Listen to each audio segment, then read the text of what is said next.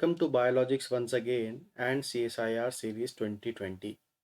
So आज हम बात कर रहे हैं unit number 9 that is ecology और उसमें आज हम डिस्कस करेंगे लॉटका वोल्टेरा मॉडल के बारे में। ठीक है, और ये लॉटका वोल्टेरा मॉडल आपके लिए बहुत इम्पॉर्टेंट है क्योंकि यहाँ से आपके मोस्टली 4 मार्क्स के क्वेश्चन पूछे जाते हैं CSIR के एग्ज़ाम में।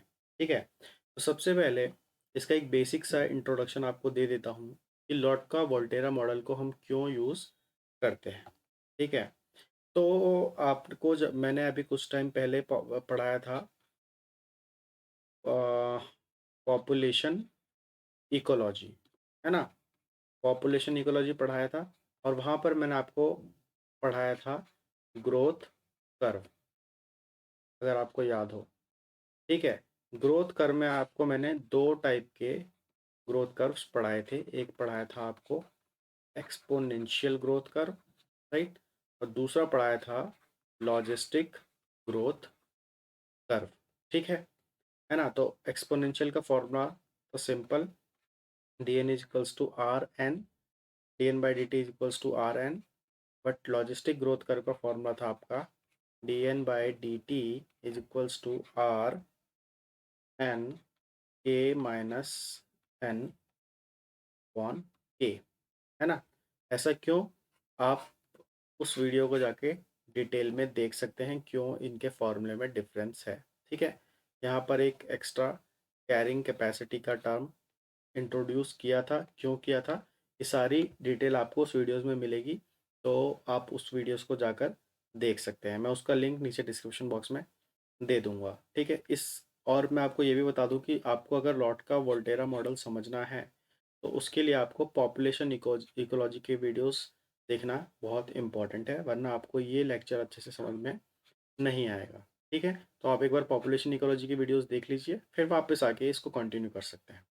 चलिए स्टार्ट करते हैं लॉट का वोल्टेरा मॉडल के बारे में। तो एक बेसिक सा इंट्रोडक्शन आपको पता चल गया, और मैंने आपको ये इसलिए बताया क्योंकि जो लॉट का वोल्टेरा मॉडल है वो आपका बेस्ड है लॉजिस्टिक ग्रोथ कर्व के इक्वेशन पे।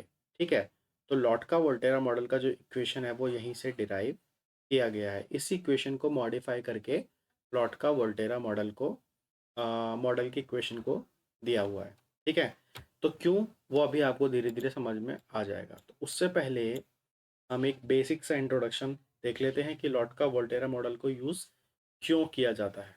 तो सबसे पहला पॉइंट जो है वो ये है कि लॉट का Volterra model provides information about competition between two different species living in same ecosystem। ठीक है, मतलब एक ही इकोसिस्टम में 2 स्पीसीज रह रही हैं और उनके बीच में जो कंपटीशन हो रहा है उसका इंफॉर्मेशन कौन प्रोवाइड करता है, लॉट का वोल्टेरा मॉडल। ठीक है, दूसरी चीज, हम लॉट का वोल्टेरा मॉडल को यूज कर सकते हैं to predict the outcome of competition. ठीक है, कि अगर 2 स्पीसीज के बीच में कोई कंपटीशन हो रहा है तो उन दोनों स्पीसीज में से कौन सी स्पीसीज जीतेगी, who will win and who will lose. समझ रहे हो इस चीज को, इसके लिए यूज किया जाता है ये लॉट का वोल्टेरा मॉडल। ठीक है, तीसरा जो पॉइंट है वो ये है कि it is based on logistic growth equation. ठीक है, और लॉजिस्टिक ग्रोथ इक्वेशन क्या थी, तो वो आपको अच्छे से मालूम है, वो थी आपकी D N by D T is equals to R N K minus N upon K. ठीक है, तो लॉटका वोल्टेरा मॉडल आपका इसी इक्वेशन पे बेस्ड है। ठीक है, लेकिन अब आपको लॉटका वोल्टेरा मॉडल को अच्छे से समझने से पहले आपको समझना होगा कि लॉजिस्टिक ग्रोथ इक्वेशन और लॉटका वोल्टेरा में डिफरेंस क्या है, basic difference. So will first understand the difference between logistic growth equation and लॉटका Volterra model. ठीक है, और ये आपके लिए काफ़ी इम्पोर्टेंट है। ठीक, तो देखो यहाँ पर अगर हम बात करें लॉजिस्टिक इक्वेशन की, ठीक है, तो लॉजिस्टिक इक्वेशन की जब हम बात करते हैं तो वहाँ पर आप जो स्टडी करते हो, वहाँ पर आप स्टडी करते हो growth rate of a population, growth rate of a population within, या within is not a correct term, population of same species. ठीक है, एक ही स्पीसीज के पॉपुलेशन के ग्रोथ रेट को आप स्टडी करते हो with the help of logistic equation. ठीक है, और यहाँ पर जो कंपटीशन होता है वो सिर्फ होता है आपका इंट्रा पैसिफिक कंपटीशन। ठीक है, समझ रहे हो इस चीज़ को? इंट्रा स्पेसिफिक का मतलब क्या, कि एक ही स्पीसीज के सेम मेंबर्स के बीच में अगर कंपटीशन होता है, मतलब अगर ह्यूमन ह्यूमन के बीच में कंपटीशन हो तो वो इंट्रा स्पेसिफिक कंपटीशन होगा। समझ रहे हो इस चीज़ को? लायन, दो लायंस के बीच में अगर कंपटीशन हो तो वो इंट्रा स्पेसिफिक कंपटीशन होगा, क्योंकि वो with in A population same species के बीच में कंपटीशन हो रहा है। ठीक है, लेकिन अगर इंटर स्पेसिफिक कंपटीशन है, इसका मतलब टू डिफरेंट स्पीसीज के बीच में कंपटीशन हो रहा है। तो लॉजिस्टिक इक्वेशन हम क्यों यूज़ करते थे? To study the growth rate of a population of same species and the competition was intra specific competition. लेकिन अगर हम बात करें इन लॉटका वोल्टेरा मॉडल की, तो लॉटका वोल्टेरा मॉडल की अगर हम बात करें तो यहाँ पर क्या होता है, it also includes the inter-specific competition। ये बात आपको याद रखनी है। समझ रहे हो? मतलब अब यहाँ पे दो अलग अलग स्पीसीज के बीच में जो कंपटीशन है उसकी स्टडी करने के लिए आपको लॉटका वोल्टेरा मॉडल को समझना हो। समझ रहे हो? तो यहाँ पर आपके दो स्पीसीज हो गए, एक तो ये स्पीसीज हो गई, ठीक है, तो इसको बोल सकते हो आप species one, and the other is species two. तो ये दोनों स्पीसीज जब एक ही इकोसिस्टम में रहे, ठीक है, और इनके बीच में कंपटीशन हो और फिर इनकी पॉपुलेशन कैसे बढ़ रही है या घट रही है, या इन दोनों के बीच में जब कंपटीशन हो रहा है तो कौन जीत रहा है कौन हार रहा है, इन सब की ये सब जानकारी आपको मिलेगी लॉटका वोल्टेरा मॉडल से। तो आई होप कि आपको अब एक बेसिक सा आइडिया मिल चुका होगा कि हम क्यों लॉटका वोल्टेरा मॉडल को यूज़ करते हैं। ठीक है, अब अब आपको क्योंकि बेसिक चीज़ें समझ में आ गई हैं लॉटका वोल्टेरा मॉडल के बारे में, तो अब जहाँ से क्वेश्चन पूछे जाते हैं तो मैं आपको बता दूं कि हम चैप्टर के इस लेक्चर के एंड में दो तीन क्वेश्चंस भी डिस्कस कर लेंगे related to Lotka Volterra model, so that you can solve the related questions. Okay, है ना? और you will have idea how to solve the questions related to लॉटका Volterra model, है ना? तो चलिए अब हम देखते हैं कि जिस टाइप के क्वेश्चन पूछे जाते हैं उससे रिलेटेड ही कंसेप्ट समझते हैं। ठीक है, तो अब देखो यहाँ पर ध्यान से, कि सबसे पहले तो मैं आपको बताने जा रहा हूँ जो इक्वेशन था इसका लॉजिस्टिक ग्रोथ कर्व का, और वो था आपका are N K minus N upon K. ठीक है, तो ये था आपका लॉजिस्टिक ग्रोथ इक्वेशन। ठीक, और ये एन क्या था? पॉपुलेशन। ठीक है ना, पॉपुलेशन साइज बोल सकते हो। ठीक है, अब यहाँ पर देखो D N by D T था आपका चेंज इन द पॉपुलेशन। ठीक है, मतलब change in the number of species of a particular population.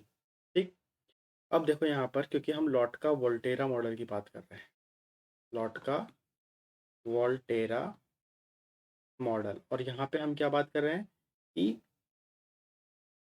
Population of two different species. ठीक, तो मान लो कि जो एन वन है वो है आपका पॉपुलेशन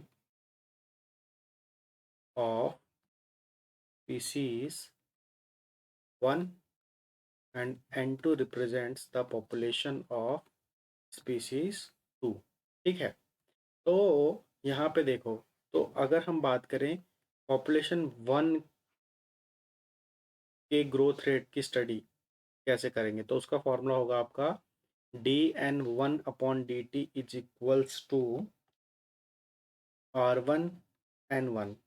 ठीक है, उसके बाद ब्रैकेट में K one minus N one minus, यहाँ पर आएगा आपका अल्फ़ा वन टू। मैं अभी आपको बताऊंगा कि अल्फ़ा वन टू क्या होता है। Alpha one two into N two. ठीक है, और डिवाइडेड बाय के वन। ठीक है, तो देखो यहाँ पर ये जो इक्वेशन है वो very similar to the equation of Lotka Volterra model is very similar to logistic growth equation, लेकिन यहाँ पे कुछ कुछ चेंजेस है। अब यहाँ पे आप ध्यान से देखिए, आर है, एन भी है, लेकिन यहाँ पे आर वन देख रहे होंगे, एन वन देख रहे होंगे। इसका मतलब R is representing the intrinsic growth rate of population one, N one is the size of population one. ठीक है, K one is the carrying capacity of population one, N one you know population one. ठीक है, अब यहाँ पे अल्फो one two ये आपके लिए एक नया टर्म है, और एन टू यहाँ पर ये इसलिए यूज़ किया है कि पॉपुलेशन वन की ग्रोथ में एन टू का क्या अफेक्ट है। ठीक है, एन टू कैसे इसको अफेक्ट कर रहा है पॉपुलेशन वन की ग्रोथ को, इसलिए यहाँ पर हमने A one minus N one minus alpha one two into N two किया हुआ है। ठीक है, और ये फार्मूला आपको याद रखना ही होगा। ठीक है, क्योंकि ये फार्मूला आपके लिए काफ़ी इंपॉर्टेंट है। बिना इस फार्मूले के आप लॉटका वोल्टेरा मॉडल से रिलेटेड क्वेश्चन सॉल्व नहीं कर सकते। ठीक, अब यहाँ पर ध्यान से देखिए, ये हो गया आपका कि अगर आपको पॉपुलेशन वन का निकालना हो। ठीक, अब अगर पॉपुलेशन टू का निकालना हो तो सेम फार्मूला है, D N two upon D T is equals to R two N two A two minus N two minus alpha two one into N one. ठीक है, अपॉन के टू। ठीक, अब यहाँ पे हमको समझना होगा कि ये अल्फ़ा वन टू और अल्फ़ा टू वन क्या है। ठीक, तो सबसे पहले देखिए, जो अल्फ़ा वन टू है, अल्फ़ा जो है वो है आपका कंपटीशन कोफिशिएंट। ये चीज़ आपको समझनी है। ठीक है, अल्फ़ा क्या रिप्रेजेंट कर रहा है आपका? Competition coefficient. राइट, अब हम समझ सकते हैं कि अल्फ़ा वन टू और अल्फ़ा टू वन किस चीज़ को रिप्रेजेंट कर रहा है। ठीक है, तो सबसे पहले आपको बता दूं कि जो अल्फ़ा वन टू है इसका मतलब ये होता है कि this is competition coefficient representing the inhibitory effect of species two on species 1। ठीक है, अब देखो यहाँ पर अगर अल्फा 1 2 लिखा हुआ है, ठीक है, 1 पहले और 2 बाद में लिखा हुआ है, तो इसका मतलब ये है कि यहाँ पर species 2 is dominant on species 1। ठीक है, स्पीसीज 2 इनहिबिट कर रहा है किसको? स्पीसीज 1 को, राइट। और अगर ये लिखा हुआ है alpha 2 1, it means competition coefficient representing the inhibitory effect of species 1 on species 2, है ना। species species 1 on species 2, यहाँ पे क्या था? inhibitory effect of species 2 on species 1। तो ये चीज़ आपको समझनी है, राइट। इसको हम ऐसे भी समझ सकते हैं कि मान लो कि आपका ये है स्पीसीज 1 और ये है स्पीसीज 2, ठीक, समझ रहे हो? तो स्पीसीज 2 अगर स्पीसीज 1 पे डोमिनेंट है, मतलब species 2 is inhibiting the species 1, then the competition coefficient will be written as alpha 1 2, means 2 is dominant on 1। और अगर 1 इनहिबिट कर रहा है स्पीसीज 2 को, तो वो कुछ इस तरीके से लिखा जाएगा। ये चीज़ आपको समझ में आई, है ना। तो इसके बाद अब एक चीज़ और मैं आपको बताता हूँ, जहाँ से कई बार डायरेक्ट क्वेश्चंस पूछे जाते हैं, ठीक है। तो देखो यहाँ पर ध्यान से कि अगर दो केसेस आपको समझने हैं, दो इम्पॉर्टेंट केसेस आपको समझने हैं। पहला केस ये है कि if alpha 1 2 is less than 1, अगर ऐसा कुछ आपको कहीं पे लिखा हुआ नज़र आता है, तो उसका मतलब ये है कि द इफ़ेक्ट ऑफ, और इस लाइन को आपको बहुत ध्यान से समझना है, कई बार ये सेम लाइन आपके एग्ज़ाम में लिखी हुई आ सकती है। The effect of species 2 on species 1 is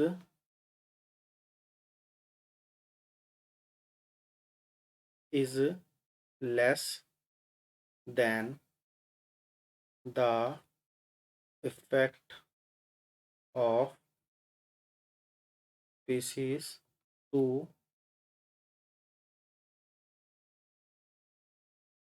on its own members.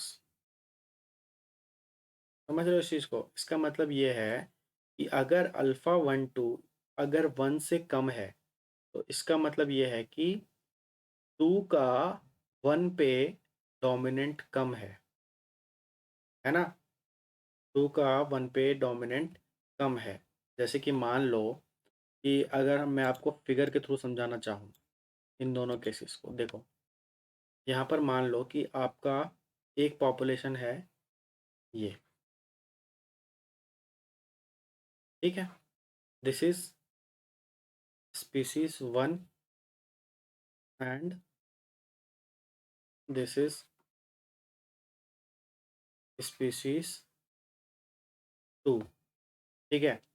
तो इस केस का मतलब ये है कि अगर अल्फ़ा 1 2 इज़ लेस देन 1 है, तो इसका मतलब ये है कि द अफेक्ट ऑफ स्पीसीज 2, इस स्पीसीज 2 का स्पीसीज 1 पे जो इफेक्ट है वो लेस है, ठीक है। Then the effect of species 2 on its then the effect of species 2 on its own members, मतलब कि जो इसके खुद के मेंबर है, इन पे इनका खुद इफेक्ट ज़्यादा है, मोर, समझ रहे हो, लेकिन इनका इफेक्ट दूसरे स्पीसीज पे लेस, ठीक। यहाँ पे दो ही स्पीसीज में कंपैरिजन करना है, ठीक है, one species and second species. तो 1 2 अल्फा 1 2 इज लेस देन 1, इसका मतलब ये है कि the effect of species 2 on species 1 is less than the effect of species 2 on its own member। ठीक है, अब जो सेकंड केस है वो भी बिल्कुल आपको समझ में आ जाएगा। अगर अल्फा 2 1 इज लेस देन 1 तो बस सेम है, the effect of two species 2 on species 1 is less than the effect of species 1 on its own member। ठीक है, तो लिख ही लेते हैं ताकि आपको कोई कंफ्यूजन ना रह जाए। The effect of species 1 on species 2 is less than the effect of species 1 on its own members। ठीक है, तो ये चीज़ आपको समझ में आ जानी चाहिए, राइट। अब इसके बाद यहाँ से आपके लिए काफ़ी इम्पॉर्टेंट चीज़ें शुरू होने जा रही हैं। ठीक है, जहाँ से आपके एग्ज़ाम में काफ़ी क्वेश्चन पूछे जाते हैं। और इसके बाद सबसे पहले तो मैं डिस्कस करूँगा आपके साथ जिस जो जो कि बहुत इम्पोर्टेंट है और उसको बोला जाता है ज़ीरो ग्रोथ आइसोक्लाइन। ठीक है, ज़ीरो ग्रोथ आइसोक्लाइन। तो सबसे पहले डिस्कस करेंगे पॉपुलेशन 1 के लिए, फॉर पॉपुलेशन 1, राइट। तो यहाँ पर देखिए, अगर पॉपुलेशन 1 का ज़ीरो ग्रोथ आइसोक्लाइन समझना हो तो उसका इक्वेशन कैसा होगा, सबसे पहले तो वो लिख लीजिए। तो देखो dn1 upon dt is equals to r n1 k1 minus n1 minus alpha 1 2 n2 upon k1। ठीक, अब यहाँ पे क्या स्टडी करना है, ज़ीरो ग्रोथ आइसोक्लाइन मतलब ग्रोथ नहीं हो रही। ठीक है, तो देखो ज़ीरो ग्रोथ का मतलब dn1 अपॉन dt की वैल्यू हो जाएगी आपकी 0 is equals to rn1 k1 minus n1 minus sorry alpha 1 2 n2 upon k1। ठीक है, तो अब आप यहाँ पे देखिए कि ये वाला k1 इधर मल्टीप्लाई में आएगा 0 के तो 0 हो जाएगा। ठीक है, अच्छे से सॉल्व करके देखते हैं। k1 इंटू 0 और ये rn1 भी इधर आ जाएगा यहाँ पे, और ये k1 इधर क्रॉस मल्टीप्लिकेशन जिसको बोलते हैं। ठीक है, और ये k1 आ जाएगा आपका नीचे, सॉरी नॉट k1, ये rn1 आ जाएगा आपका नीचे। ठीक है, तो ये आपकी हो जाएगी इक्वेशन कुछ इस तरीके से, राइट। तो ये वाली वैल्यू आपकी कैसे हो जाएगी पूरी, 0 is equals to k1 minus n1 minus alpha 1 2 and 2। यहाँ तक समझ में आ रहा है ना। तो इसके बाद देखो ध्यान से, इसके बाद क्या होगा कि इसको यहाँ पर अब आपको ये इक्वेशन इस तरीके से लिख लीजिए, k1 minus n1 is equals to alpha 1 2 and 2। ठीक है, अब देखो यहाँ पर आपको एक ग्राफ की हेल्प से समझना है ज़ीरो ग्रोथ आइसोक्लाइन, राइट। तो ये ग्राफ आपका हम बनाएंगे कुछ इस तरीके से। ठीक, तो एक बार ये देखो, इफ़ 2 इज इक्वल्स टू 0 मतलब पॉपुलेशन सेकंड अगर 0 हो जाए, ठीक, क्योंकि अभी यहाँ पे हमको दो पॉपुलेशन के बीच में रिलेशनशिप को समझना है। ठीक, तो अगर पॉपुलेशन 2 अगर 0 हो गई, दैट इज़ n2, तो पॉपुलेशन 1 की वैल्यू क्या होगी वो देखो यहाँ पर। तो यहाँ पर वैल्यू रखो n2 में 0 की, तो k1 minus n1 is equal to n2 की वैल्यू अगर 0 हो गई यहाँ पर, तो ये पूरी वैल्यू ज़ीरो हो जाएगी। वाई? बिकॉज ज़ीरो की मल्टीप्लिकेशन किसी के साथ भी हो तो ज़ीरो होता है। तो k1 minus N one is equals to zero हो जाएगा। तो k1 इज इक्वल्स टू हो जाएगा n1। ठीक है, तो यहाँ से आपकी n1 की जो वैल्यू है वो क्या हो गई, k1। ठीक, समझ में आया बात? देखो, तो आपका जो x एक्सिस होता है ये, और ये जो y एक्सिस, तो इसमें x एक्सिस आपका रिप्रेजेंट करता है n1 को। ठीक है, और जो y एक्सिस होता है वो रिप्रेजेंट करता है आपका n2 को। ठीक है, समझ में आ रहा है? तो देखो यहाँ पर कि अब देखो n1 की वैल्यू आपको मिल गई है। तो n1 की वैल्यू है k1, जो कि आपका कुछ यहाँ पे होगा, यहाँ पर k1। ठीक है, और n2 की वैल्यू क्या होगी आपकी, n2 की वैल्यू निकालते हैं। तो n2 की वैल्यू निकालने के लिए आपको क्या करना होगा, n2 की वैल्यू निकालने के लिए आपको करना क्या होगा, n1 की वैल्यू यहाँ पर आपको ज़ीरो रखनी होगी। If n1 is equals to zero, तो क्या होगा, देखो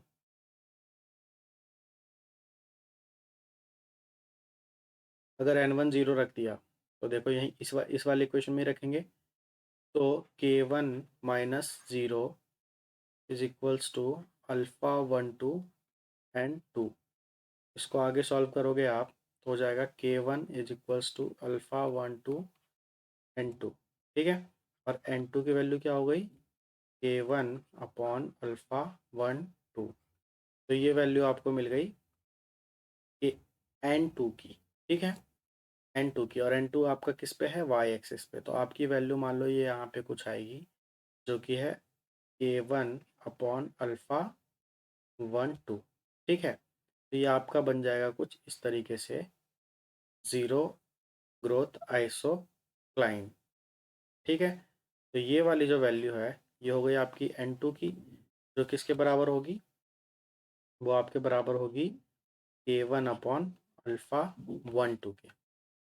ठीक, और ये वैल्यू किसकी हो गई आपकी, वन की, जो किसके बराबर है, k1 के। ठीक है, यहाँ तक समझ में आया? वैसे ही सेम आप निकाल सकते हैं पॉपुलेशन सेकंड के लिए। ठीक है, तो वो भी हम करके देख लेते हैं। वो भी सेम होगा, उसमें बस आपकी जो क्या होगी कि ये वाली जो वैल्यूज़ हैं ये ऑपोजिट एंड्स पे चली जाएंगी। देखिए मैं करके दिखाता हूँ आपको। मान लो अब सेकंड का हमको समझना है, तो D N two upon D T is equals to R N two. ठीक है, K two minus K naught K two minus N two minus alpha two one into N one. यहाँ पे वैल्यू उल्टी रखनी होती है। जैसे अगर आप एन टू का निकाल रहे हो, यहाँ पर आप एन वन रखिए, और कंपटीशन कोफिशिएंट दूसरा रखिए, जिसमें क्या होगा कि टू पे वन का क्या इफेक्ट है।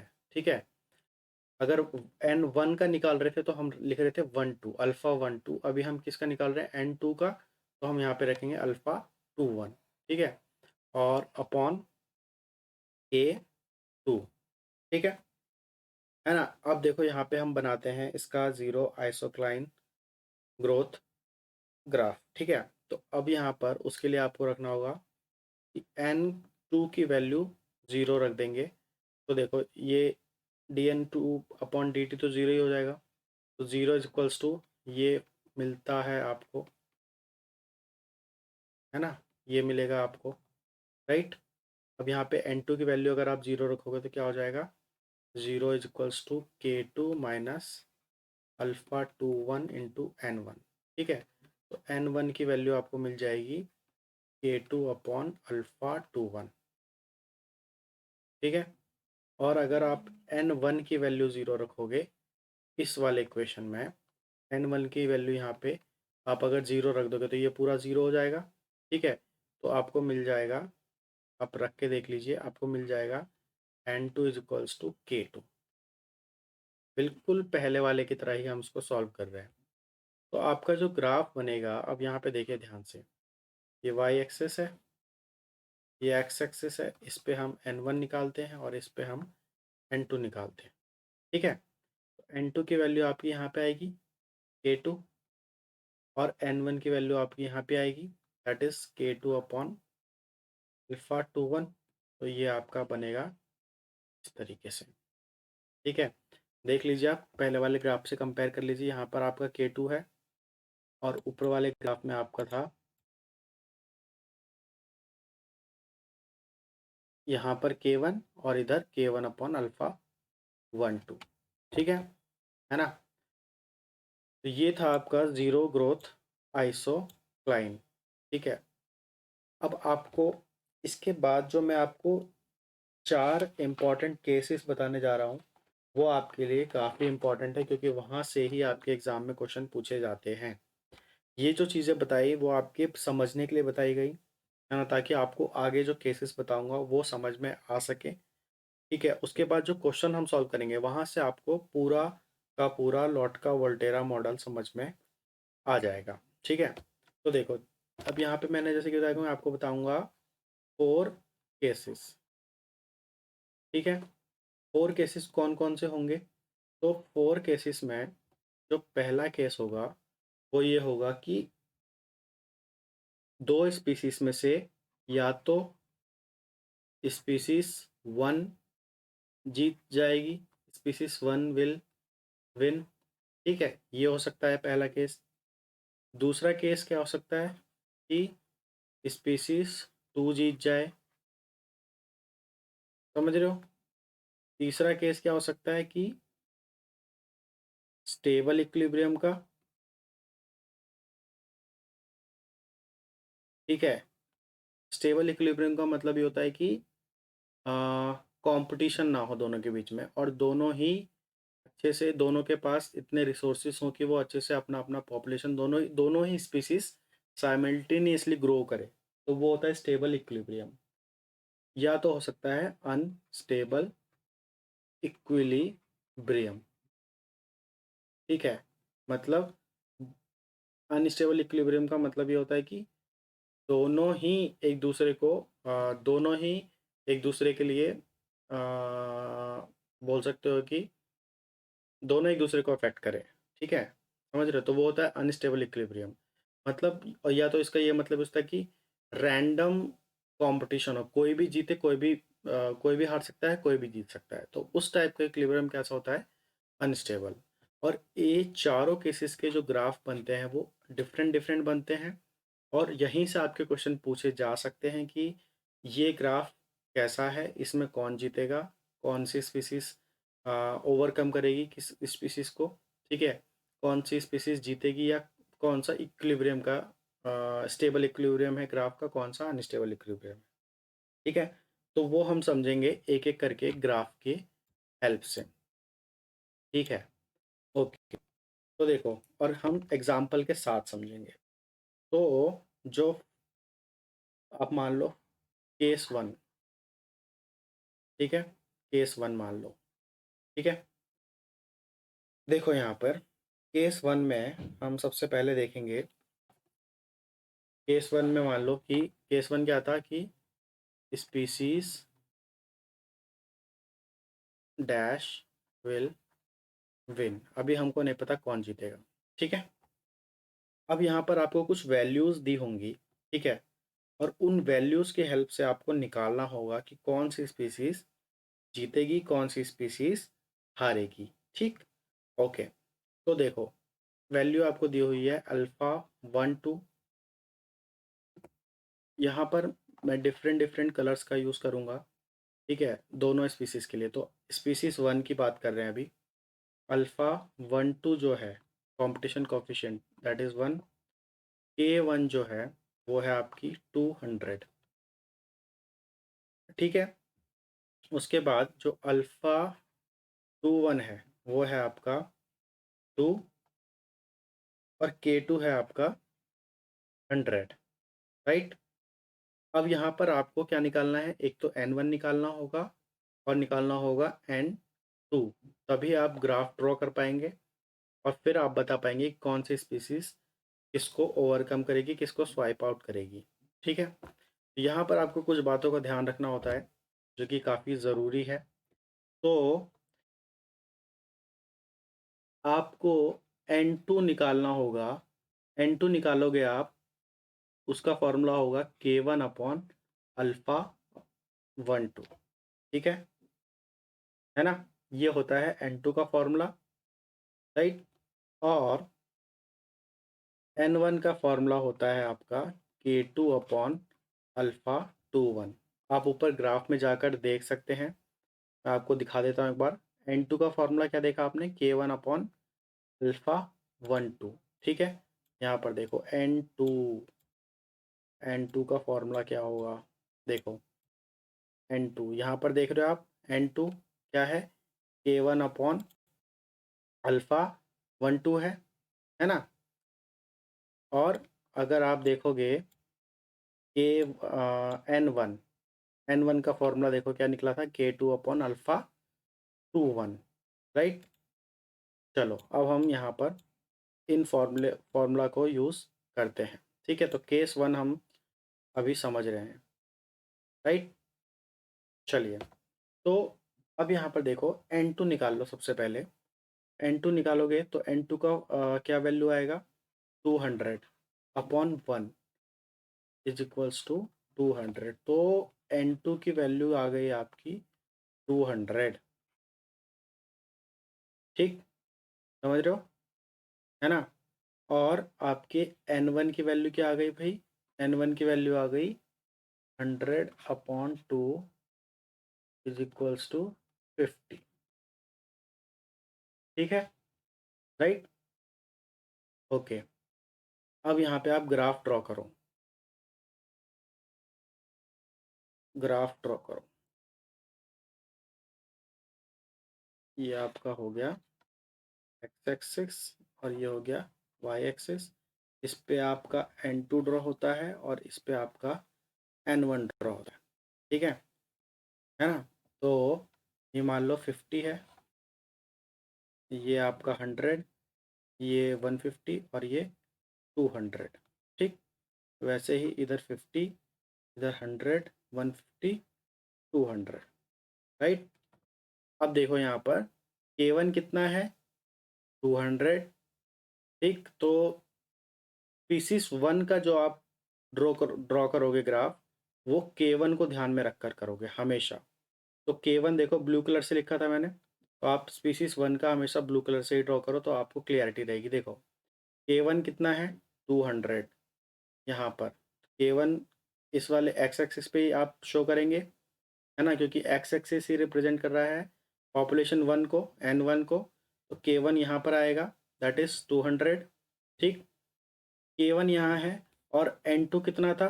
200। तो ये आपका बन जाएगा स्पीसीज 1 का,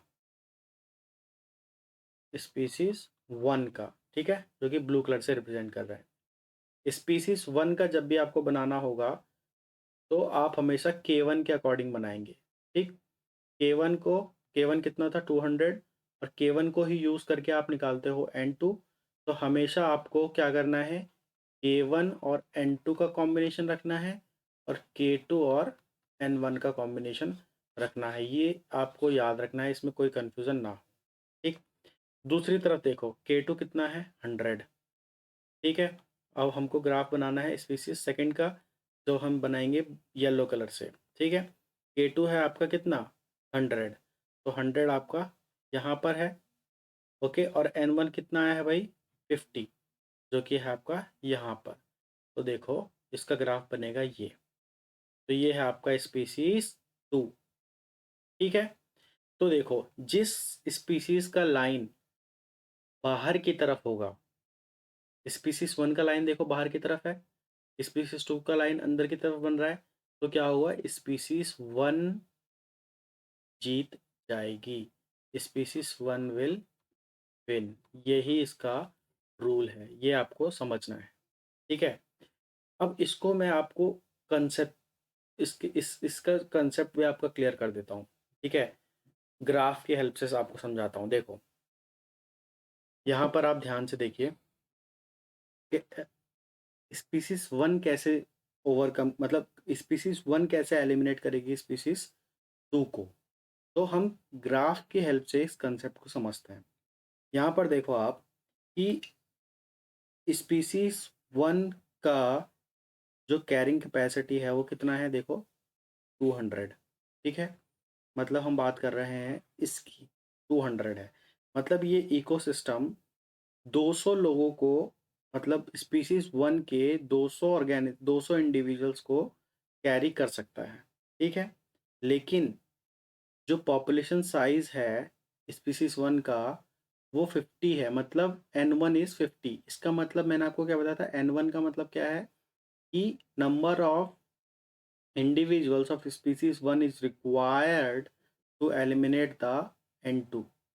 तो मतलब 50 मेंबर्स ही सफिशिएंट है N1 के इसको एलिमिनेट करने के लिए N2 को। और ये कैरी कितने कर सकता है, इकोसिस्टम 200। मतलब ये शॉर्ट में अगर सिंपल समझना हो तो ये इकोसिस्टम N1 के 200 मेंबर्स को कैरी कर सकता है, समझ रहे हो। लेकिन 50 मेंबर्स ही काफ़ी हैं N2 को एलिमिनेट करने के लिए। इसलिए भी यहाँ पर स्पीसीज वन क्या करेगा, विन कर जाएगा और ये डोमिनेट करेगा स्पीसीज टू के ऊपर। ठीक है, तो ये हो गया आपका केस वन। इसमें क्या करेगा, स्पीसीज वन विल विन। ठीक है, अब देखते हैं केस टू। केस टू में केस टू का एग्जांपल लेते हैं। केस टू, ठीक है, तो देखिए केस टू में क्या होगा। वैल्यूज लेते हैं कुछ। सबसे पहले लिख लो आप, alpha 1 2 is equal to 2, K1 is equals to 50। ठीक है, आ, अब पॉपुलेशन टू का लिख लेते हैं। Alpha 21 is equals to 1, K2 is equals to 100। ठीक, अब यहाँ पे आप N2 निकाल लो। N2 आ जाएगा आपका 50/2 इज इक्वल्स टू 25। तो N2 आ गया आपका 25। ठीक है, और अगर N1 निकाले तो वो हो जाएगा 100/1। तो N1 इज इक्वल्स टू 100। ठीक है, समझ रहे हो। N1 आ गया 100, N2 आ गया 25। अब जब हम ग्राफ बनाएंगे तो ग्राफ आपका देखिए कुछ इस तरीके का बनेगा। ये आपका किसको रिप्रेजेंट कर रहा है, N1 को, और ये रिप्रेजेंट कर रहा है N2 को। ठीक, हो गया 25, 50, 75 और 100। ठीक है, वैसे यहाँ कर लीजिए 25, 50, 75, 100। ठीक है, कॉम्बिनेशन किस किस का होता है, K1 और N2 का, और K2 और N1 का बताया था मैंने आपको, है ना, जो लाइन बनेगी। सिंपल है, आपको छोटे छोटे कंसेप्ट इसमें ध्यान रखने हैं। तो देखो यहाँ पर सबसे पहले स्पीसीज वन का हम लाइन ड्रॉ करते हैं, और स्पीसीज वन के लिए आपको बताया था कि आप किसको करेंगे, K1 को सेलेक्ट करेंगे। तो आपके लिए ये वाली लाइन ड्रॉ होगी स्पीसीज वन के लिए। K1 कितना है, K1 कितना है 50। 50 कहाँ पे आएगा आपका, इधर। K1 का हम किस पे देखेंगे, एक्स एक्सिस पे, क्योंकि यहीं पर पॉपुलेशन वन है। ठीक है, तो ये हो गया आपका K1, दैट इज 50। ठीक है, और K1 के साथ क्या आता है, N2। N2 कितना है 25, दिस इज ओके। तो इसका बनेगा आपका कुछ इस तरीके से। ठीक है, तो ये हो गया आपका स्पीसीज वन का। ठीक है, अब देखिए स्पीसीज टू के लिए, तो स्पीसीज टू के लिए आपका बनेगा ये वाला K2 और N1 का कॉम्बिनेशन। तो देखो K2 कितना है भाई, यहाँ पर K2 है आपका 100। ठीक है, तो ये हो गया आपका K2 इज इक्वल टू 100। ठीक है, K2 के साथ N1, N1 कितना है, N1 इज ऑल्सो 100। तो ये है यहाँ पर। तो देखो ये आपका बनेगा इस तरीके का, ठीक है। ये किसका है? स्पीसीज टू का। तो यहाँ पर स्पीसीज टू क्या होगा? Species two will win and it will eliminate the species one, ठीक है। S two will eliminate S one. तो जिसकी लाइन बाहर की तरफ होगी, अगर आपको कुछ भी समझ में ना आए एग्जाम में, तो ये देखना कि कौन से स्पीसीज की लाइन बाहर की तरफ है, ठीक है, वही स्पीसीज डोमिनेंट स्पीसीज होगी, ठीक। यहाँ पर समझ लीजिए कि S2 कैसे जीतेगी।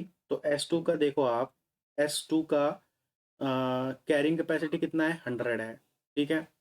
तो देखो इसका कैरिंग कैपेसिटी हो गया 100 और N2 कितना है? 25। मतलब देखो ये रहा, तो कैरिंग कैपेसिटी है 100, मतलब 100 मेंबर्स को ये इकोसिस्टम कैरी कर सकता है। एस टू के 100 मेंबर्स को कैरी कर सकता है, लेकिन 25 members are sufficient, 25 individuals of S2 are sufficient to eliminate one, इसीलिए S2 जीत जाएगा, ठीक है। तो ये हो गया आपका केस टू, जिसमें आपका स्पीसीज टू विल विन। ये चीज समझ में आ गई? ओके। तो इसके बाद अब हम जल्दी से समझ लेते हैं केस थ्री और केस फोर, ठीक है। तो जो केस थ्री है, केस थ्री, केस थ्री, अब देखते हैं ये स्टेबल है या अनस्टेबल इक्विलिब्रियम है। तो हम निकाल के देखेंगे वैल्यूज़ क्या है। अल्फ़ा 1 2, पॉपुलेशन 1 की बात कर रहे हैं, ब्लू कलर से लिखेंगे। अल्फ़ा 1 2 इज इक्वल्स टू 4, ठीक है। K1 is equals to 200, right. Now what are the values of population second?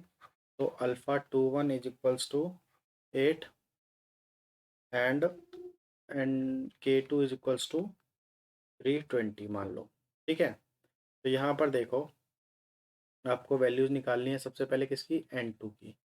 तो N2 की वैल्यू आप निकालोगे 200/4 इज इक्वल्स टू 50। N2 की वैल्यू हो गई 50, राइट। अब N1 की वैल्यू निकाल लीजिए, 320/8, तो N1 की वैल्यू हो गई आपकी 40, राइट। अब आप यहाँ पर ग्राफ ड्रॉ करेंगे,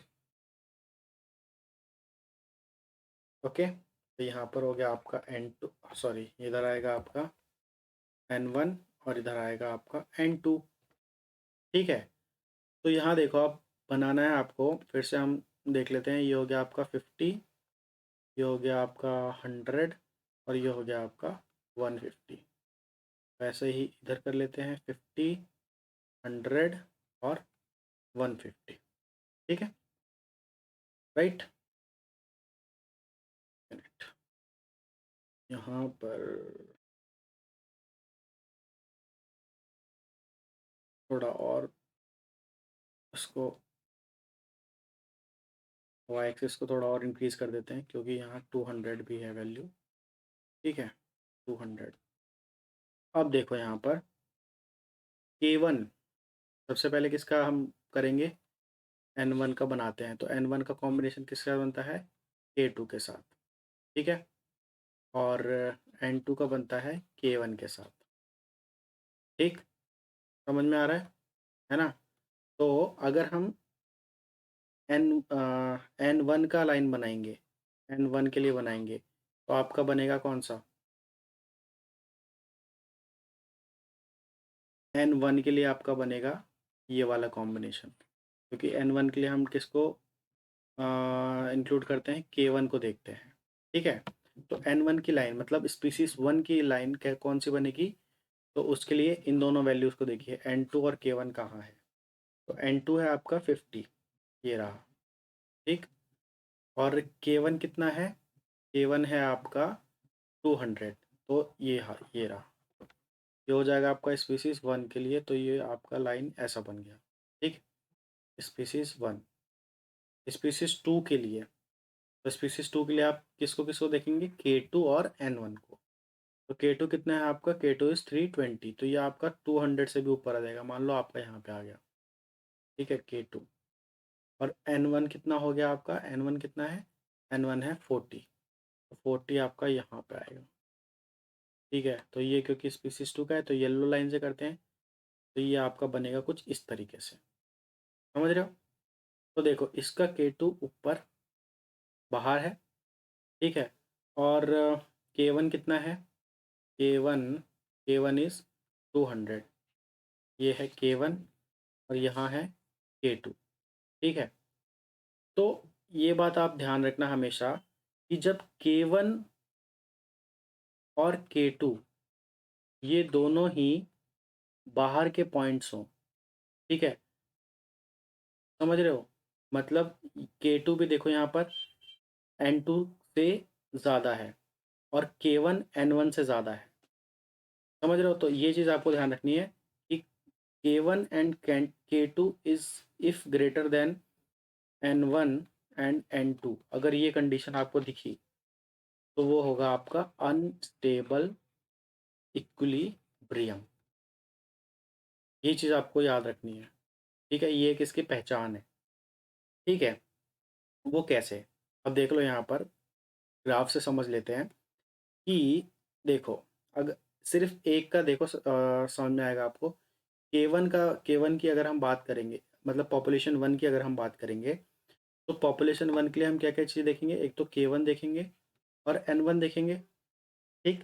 तो देखो N1 कितना है, N1 है 40 और K1 कितना है 200, ठीक है। 200 और 40 यहाँ है, तो मतलब कि जो कैरिंग कैपेसिटी है वो है 200, ठीक, समझ रहे हो। कैरिंग कैपेसिटी है 200, लेकिन 40 मेंबर्स ही चाहिए S2 को एलिमिनेट करने के लिए, मतलब पॉपुलेशन सेकंड को एलिमिनेट करने के लिए, तो आराम से कर देगी एलिमिनेट, है ना। और अगर हम समझ रहे हो ना कि 200 है इसकी कैरिंग कैपेसिटी पॉपुलेशन 1 की, लेकिन 40 मेंबर्स ही सफिशिएंट हैं पॉपुलेशन 1 के, स्पीसीज 1 के स्पीसीज 2 को एलिमिनेट करने के लिए, ये है स्पीसीज 2, समझ रहे हो। तो ये पॉपुलेशन 1 पॉपुलेशन 2 को एलिमिनेट कर सकती है। अब अगर पॉपुलेशन 2 की बात करें तो देखो पॉपुलेशन 2 के लिए आपको किस किस की ज़रूरत है, K2 और N2 की। तो देखो दोनों की वैल्यू क्या है, K2 की वैल्यू क्या है आपकी, ये 320, मतलब कैरिंग कैपेसिटी कितनी है 320, क्योंकि यहाँ पे आएगी कुछ 320, ठीक। और N2 कितना है, तो N2 है 50। तो देखो कैरिंग कैपेसिटी है 320, मतलब 320 मेंबर्स को, स्पीसीज 2 के 320 मेंबर्स को ये इकोसिस्टम कैरी कर सकता है, लेकिन 50 members are sufficient to eliminate the species 1। तो दोनों ही स्पीसीज एक दूसरे को यहाँ पर एलिमिनेट कर सकती हैं, इसके लिए ये जो है वो है आपका अनस्टेबल इक्विलिब्रियम, ठीक है। तो इस तरीके से आपको देखकर, ग्राफ को देखकर पहचानना होगा। तो जैसे कि मैंने आपको पहले दो ग्राफ्स में बताया कि सिंपल तरीका है पहचानने का कि जिस भी स्पीसीज का लाइन बाहर की तरफ है वो स्पीसीज डोमिनेट करेगी। लेकिन यहाँ पर आप कैसे पहचान सकते हैं कि अगर K2 N2 से ज़्यादा है, देख रहे हो K2 ज़्यादा है N2 से, और यहाँ K1 ज़्यादा है N1 से, तो ऐसी अगर कंडीशन हो तो वो इक्विलिब्रियम अनस्टेबल होता है, ठीक है।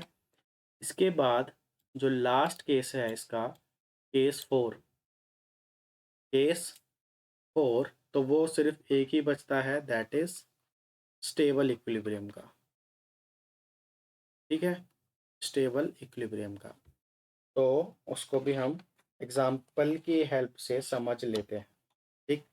तो देखो यहाँ पर कि पॉपुलेशन 1 की वैल्यूज़ क्या है, अल्फ़ा 1 2 जो है वो है 0.5, K1 जो है वो है आपका 100, ठीक। अल्फ़ा 2 1 पॉपुलेशन 2 की बात कर रहे हैं, वो है 0.4 और K2 है आपका 120। ठीक, तो यहाँ पर आप N2 निकाल लीजिए सबसे पहले, तो हो जाएगा 100 अपॉन 0.5, तो ये आ जाएगा आपका 200। तो N2 कितना आ गया? 200, राइट। यहाँ से N1 निकाल लीजिए, तो वो आ जाएगा आपका 120 अपॉन 0.4 इज इक्वल्स टू 300। तो N1 आ गया 300। ठीक, अब ग्राफ ड्रॉ कर लीजिए। ग्राफ ड्रॉ करेंगे तो कुछ इस तरीके से बनाएंगे हम, वाई एक्स। तो यहाँ पर हम लेते हैं 3 पॉइंट, 100, 200, 300। ठीक, 100, 200 और 300। ठीक है, देखो अब स्पीसीज 1 का अगर हम बनाएंगे लाइन, तो किस किस चीज़ों को लेंगे? लेंगे एक तो K1 को और N2 को। ठीक है, तो K1 कितना है भाई? K1 है आपका 100 और N2 है आपका 200। तो ये लाइन आपकी बनेगी ऐसे, राइट। अगर इस पॉपुलेशन 2 की बात करेंगे तो लेंगे K2 को और N1 को। तो K2 कितना है आपका? 120, यहाँ पर 120 K2 है ना।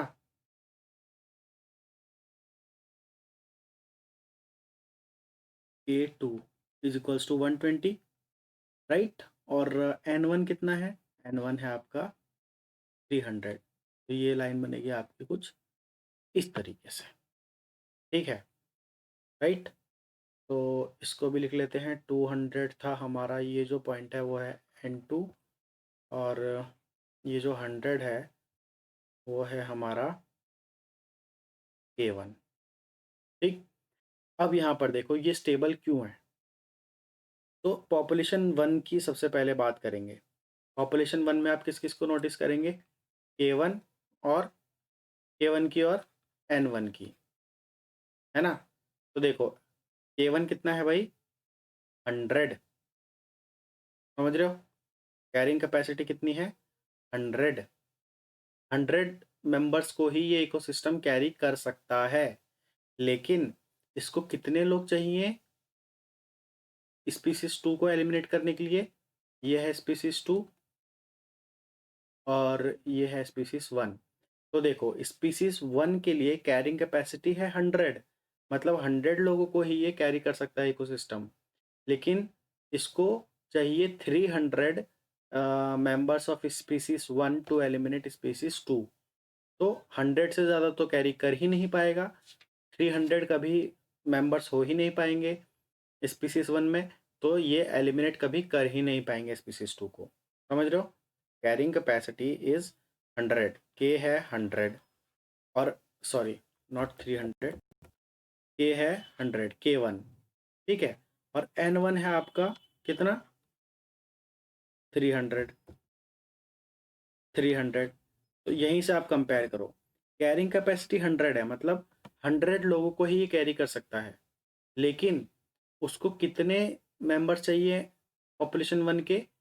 300 मेंबर्स चाहिए पॉपुलेशन 2 को एलिमिनेट करने के लिए। तो 300 तो कभी हो ही नहीं पाएंगे यहाँ पे, क्योंकि कैरिंग कैपेसिटी है 100, 100 से ज़्यादा वो कैरी कर ही नहीं सकता। तो ना 300 कभी होंगे, ना ये N2 को एलिमिनेट कर पाएगा। समझ रहे हो इस चीज़ को? अब वैसे ही N2 का देख लो। N2 के लिए आप देखो K2 कितना है? K2 कितना है इसका? 120, मतलब 120 लोगों को ही ये कैरी कर सकता है, लेकिन N2 है इसका 200। इसको 200 मेंबर्स चाहिए स्पीसीज 2 के स्पीसीज 1 को एलिमिनेट करने के लिए। तो कैरी तो 120 ही कर सकता है, लेकिन चाहिए 200, तो ना कभी 200 हो पाएंगे, ना ये कभी N1 को एलिमिनेट कर पाएगा। तो ये दोनों ही स्पीसीज कभी भी एक दूसरे को एलिमिनेट नहीं कर पाएंगे, इसलिए ये इक्विलिब्रियम स्टेबल होगा, ये स्टेबल इकोसिस्टम होगा। तो ये थे आपके 4 केसेस अबाउट लोटका वोल्टेरा मॉडल, जो कि आपके एग्ज़ाम के लिए काफ़ी इम्पॉर्टेंट है। ठीक है, तो यहाँ से आपके क्वेश्चन कई टाइप के आ सकते हैं। एक तो डायरेक्टली आपके इक्वेशन दी होगी, इक्वेशन में वैल्यू पुट करके आप निकाल सकते हैं, या सिर्फ इक्वेशन को पहचानना होगा और बताना होगा कि इक्वेशन लॉट का वोल्टेरा का है, ठीक है। या तो आपको ग्राफ दिया होगा, ग्राफ के थ्रू आपको सॉल्व करना होगा। तो आप प्रीवियस ईयर के क्वेश्चन पेपर देखिए बहुत सारे, और उनको सॉल्व करने की कोशिश कीजिए।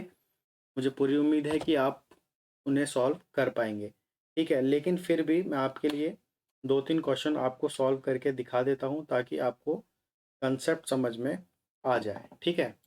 ओके, तो यहाँ पर हम जो पहला क्वेश्चन है हमारा वो ये है कि देखो, in Lotka and Volterra's two species competition model, ठीक है। ये आपको फॉर्मूला दिया हुआ है दोनों स्पीसीज के पॉपुलेशन ग्रोथ को देखने का अकॉर्डिंग टू लॉटका वोल्टेरा। फिर लिखा हुआ है where N represents population size, R is the growth rate, A is the maximum carrying capacity for species 1 and species 2, ठीक है। उसके बाद the interspecific competition coefficient is this, और इसका मतलब आपको बताना है कि इनमें से कौन सा ऑप्शन करेक्ट है। तो सबसे पहले देखो, यहाँ पर जितना बड़ा क्वेश्चन होता है, इसका मतलब उतनी ही ज़्यादा इन्फॉर्मेशन आपके पास है, और उसको सही करने के चांसेस आपके पास ज़्यादा होते हैं, ठीक है। तो यहाँ पर देखो कि ये जितना भी आपको दिया हुआ है, ये पूरा फॉर्मूला, ठीक है, ये सब आपके किसी काम का नहीं है इस क्वेश्चन में, ठीक है। ये किसी काम का नहीं है। ये जो लास्ट लाइन है, the inter specific competition coefficient, ये उसमें भी सिर्फ इतना, ये पोर्शन आपके लिए इंपॉर्टेंट है। क्या है ये portion? Alpha 1 2 is less than 1। तो बस कुछ नहीं, इसका मतलब आपको बताना है कि इनमें से कौन सा ऑप्शन करेक्ट है।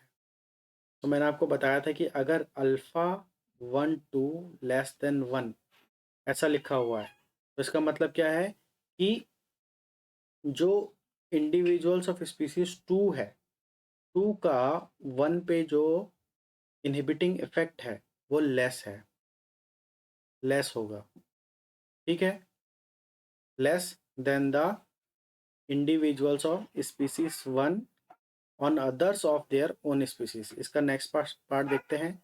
Individual of species 2 have less inhibiting effect, यहाँ तक तो सही जा रहा है, ऑन इंडिविजुअल ऑफ स्पीसीज 1, ठीक है। यहाँ तक ये जो लाइन है, ये तो अभी तक हमारी बिल्कुल परफेक्ट है, हमारे जो हमने पढ़ा था उसके अकॉर्डिंग। इसके बाद क्या है? Than individuals of species 1 on others of their own species. तो यहाँ तक तो बिल्कुल ये ऑप्शन सही लग रहा है, ठीक है। तो इसका मतलब क्या है कि एक ये है आपकी स्पीसीज 1, यही चीज़ मैंने आपको समझाई थी पहले, स्पीसीज 1, और ये है आपकी स्पीसीज 2। मत तो इसका मतलब ये है, इस चीज़ का मतलब, इस चीज़ का मतलब है कि 2 का 1 पे लेस इफेक्ट है then the individual of species 1 on others of own species. मतलब इसके 1 में, स्पीसीज 1 में इसका खुद खुद की मेंबर्स पे ज़्यादा इफेक्ट है एज कम्पेयर टू H2 का S1 पे, समझ रहे हो। तो ये इसके अकॉर्डिंग ये आपका ए इज़ करेक्ट, ठीक है। और बाकी के ऑप्शन आपके गलत होंगे, चाहे आप पढ़ के देख सकते हैं, ठीक है। तो यहाँ पर आपका ये, इसके अकॉर्डिंग आपका ए ऑप्शन इज़ करेक्ट, ठीक है। उसके बाद नेक्स्ट ऑप्शन देखते हैं, नेक्स्ट क्वेश्चन देखते हैं कि नेक्स्ट क्वेश्चन क्या है। The diagram represents competition between species 1 and species 2, ठीक है। तो अकॉर्डिंग टू लॉट का वोल्टेरा मॉडल ऑफ कंपटीशन, तो यहाँ पे आपको बताना है कौन सा आउटकम आपका सही है, ठीक। तो ये देखो आपका, ये जो है पॉइंट, ये आपको दिख नहीं रहा होगा, सॉरी, अल्फ ये है आपका के, ये है आपका K1 अपॉन अल्फ़ा, और ये है आपका K2 upon alpha, sorry beta, ये है आपका K2 अपॉन बीटा, ठीक है, राइट। और ये है आपका K1, ठीक, ये वाला पॉइंट, ये वाला पॉइंट, और ये वाला पॉइंट है K2 अपॉन बीटा, ठीक है। तो देखो पहला ऑप्शन क्या है कि ये ग्राफ कैसा है? अनस्टेबल, ठीक है। या तो ये स्टेबल होगा या अनस्टेबल, इस टाइप का ग्राफ आपको पता है। ठीक, तो देखो यहाँ पर unstable coexistence between species 1 and 2 because K1 is greater than K2 by beta. तो देखो यहाँ पर ये सही है क्या, K1 ये रहा और K1 is greater than, K1 ज़्यादा है K2 बाय बीटा से, तो ये तो सही हो रहा है अभी तक। K1 is greater than K2 by beta. दूसरा देखो K2 is greater than K1 by alpha, K2 is greater than K1 by alpha. तो ये दोनों चीज़ें तो सही हैं और ये अनस्टेबल भी है। क्यों? क्योंकि आपको बताया था कि अगर K2 N2 से ज़्यादा हो जाए, ये क्या है N2 ही तो है आपका, N2 की वैल्यू कैसे निकालते हैं, K1 बाय अल्फा। तो देखो K2 N2 से ज़्यादा है और K1 N1 से ज़्यादा है, तो ये अनस्टेबल हो गया। और ये पहले ये भी सही हो रहे हैं आपके, सॉरी ये चीज़, तो इसलिए आपका ए ऑप्शन सही होगा। ठीक है, बाकी आप देख लीजिए, आपको पता चल जाएगा। स्टेबल तो ये होगा नहीं अब, ठीक है, स्टेबल ये हो नहीं सकता क्योंकि हमें यहीं से पहचान हो गई इसकी, K2 भी N2 से ज़्यादा है और K1 भी N1 से ज़्यादा है। ठीक, तो स्टेबल नहीं होगा, अनस्टेबल ही होगा। तो या तो ए सही होगा या बी सही होगा। बी में आप देख लीजिए K1 is less than K2 by beta, K1 is less than तो है ही नहीं, तो वैसे ही गलत हो गया। ठीक है, तो ये बहुत ही सिंपल क्वेश्चन आते हैं लॉटका वोल्टेरा मॉडल से। आप अच्छे से अगर आप समझेंगे लॉटका वोल्टेरा को, तो कभी भी आपके 4 से 5 8 नंबर कभी भी गलत नहीं होंगे। बहुत ईजी मार्क्स है। ठीक, इसके बाद जो लास्ट क्वेश्चन है वो ये है कि देखो, for two species, species A and species B in competition,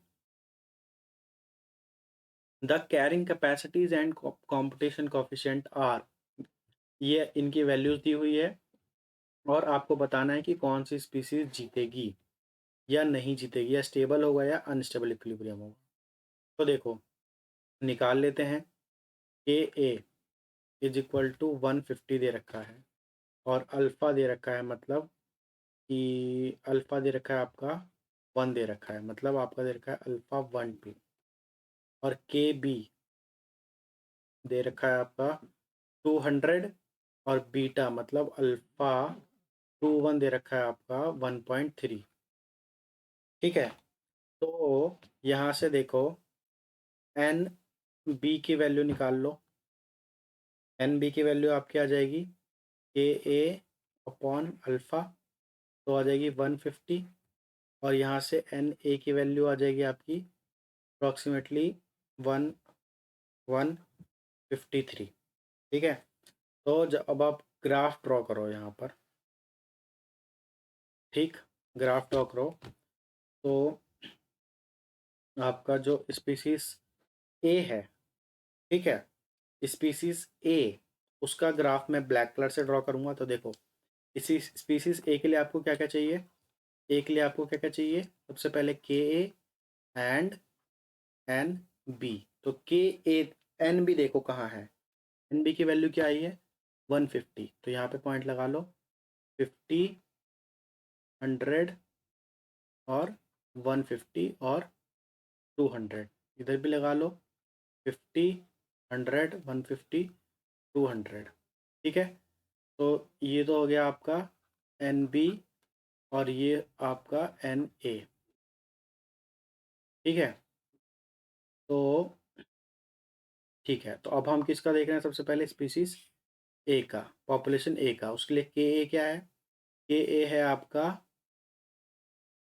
के ए इज़ 150, देख लेते हैं। तो ये है आपका के ए दैट इज़ 150।